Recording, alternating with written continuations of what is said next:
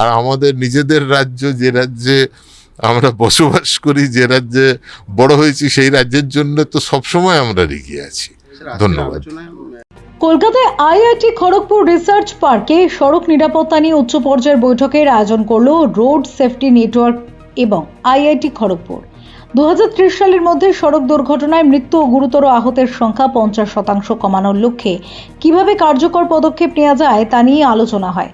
অনুষ্ঠানে উপস্থিত ছিলেন রাজ্য সরকারের নগর উন্নয়ন ও পৌর বিষয়ক দপ্তরের বিশেষ সচিব পাপিয়া ঘোষ রায়চৌধুরী, সেভ লাইফ ফাউন্ডেশনের গৌতম সিং, পরিসরের রঞ্জিত গাদগিল, বিশ্ব স্বাস্থ্য সংস্থা হুর ডক্টর মোহাম্মদ আশিল এবং citizen consumer and civic action group ক্যাগের এস সরোজা।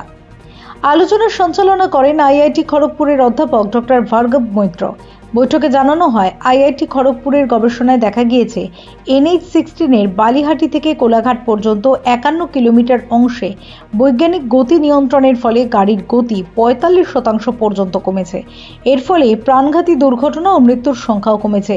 নিরাপদ সড়ক, প্রযুক্তি নির্ভর আইন প্রয়োগ, পথচারীদের সুরক্ষা এবং বিভিন্ন সরকারি দফতরের সমন্বিত উদ্যোগের উপরও জোর দেওয়া হয়।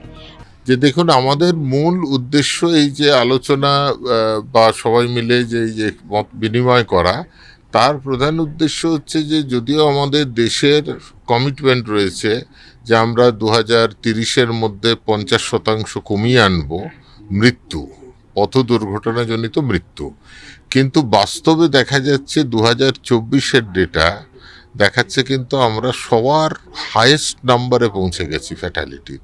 তার মানে যেটা গ্র্যাজুয়ালি কমে 2030-এর মধ্যে আমাদের অর্ধেক হওয়া দরকার, সেখানে কমার পরিবর্তে আমরা ওভারঅল দেশের যদি আপনি দেখেন তাহলে সেই নাম্বারটা বেড়েছে।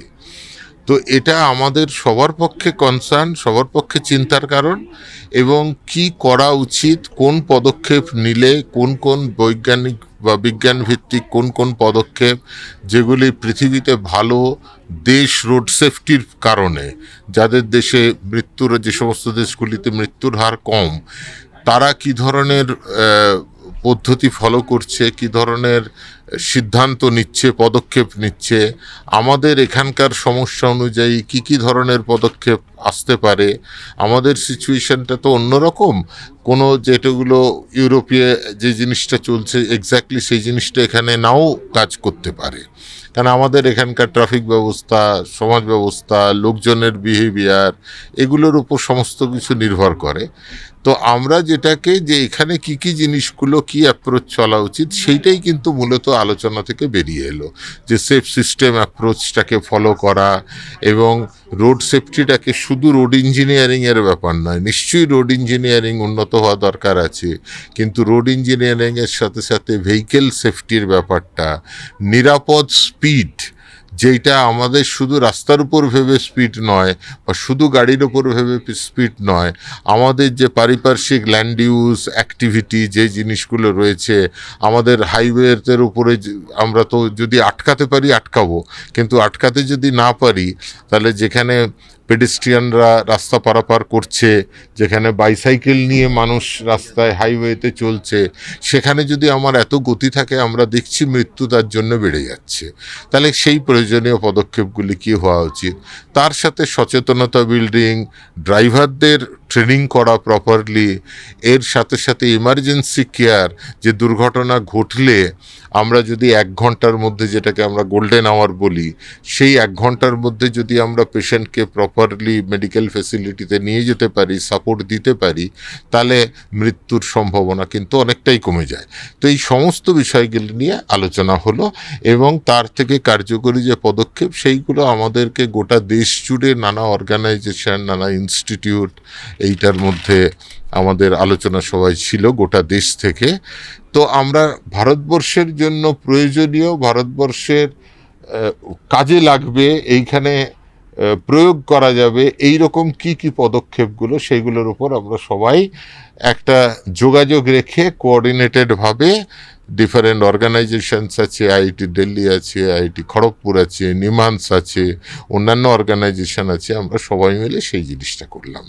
আর দ্বিতীয় আপনার যে প্রশ্ন, যে রাজ্য সরকারের সাথে, যে আমি খুব আনন্দের সাথে বলছি, রাজ্য সরকারের সাথে কিন্তু আইআইটি খড়গপুর মানে খুব একসাথে প্রচুর কাজকর্ম আমরা করছি। এবং ওয়েস্ট বেঙ্গলে আপনারা জানেন যে state road safety speed management plan, যেটা যে বিজ্ঞানভিত্তিক গতি নিয়ন্ত্রণ, তার যে পলিসি সেটা কিন্তু গোটা ভারতবর্ষের মধ্যে ওয়েস্ট বেঙ্গল প্রথম করেছে। এবং তার জন্য এই বিজ্ঞানভিত্তিক স্পিড নিয়ন্ত্রণ বা স্পিড লিমিটগুলো কি হওয়া উচিত তার নোটিফিকেশন ওয়েস্ট বেঙ্গল প্রথম করেছে। কিন্তু আমাদের এখন এইগুলোকে মাঠে ঘাটে ইমপ্লিমেন্টেশনের জায়গাটায় নিয়ে যেতে হবে।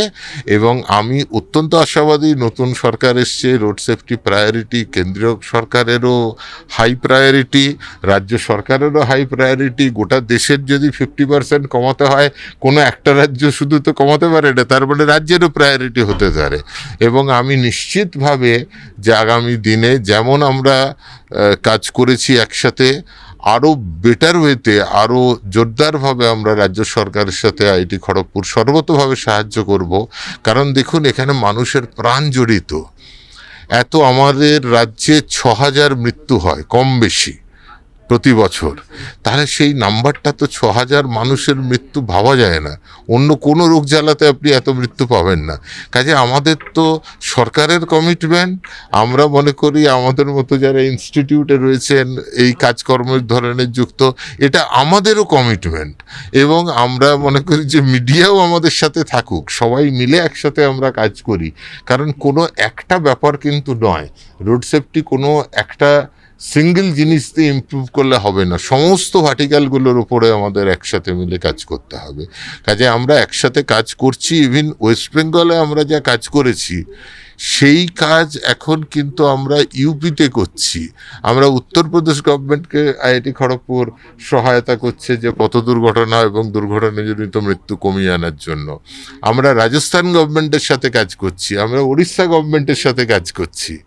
কাজে আমরা তো অ্যাজ একাডেমিক ইনস্টিটিউট আমাদের যে এক্সপার্টাইজ আছে, যে জ্ঞান রয়েছে, যতটা সম্ভব আমরা মানুষের প্রাণ বাঁচাতে তো সরকারকে সবসময় সাহায্য করব, কেন্দ্র সরকারকে করব, রাজ্য সরকারকে করব। আর আমাদের নিজেদের রাজ্য, যে রাজ্যে আমরা বসবাস করি, যে রাজ্যে বড় হয়েছি, সেই রাজ্যের জন্য তো সবসময় আমরা এগিয়ে আছি। ধন্যবাদ। Bureau report, channel 10।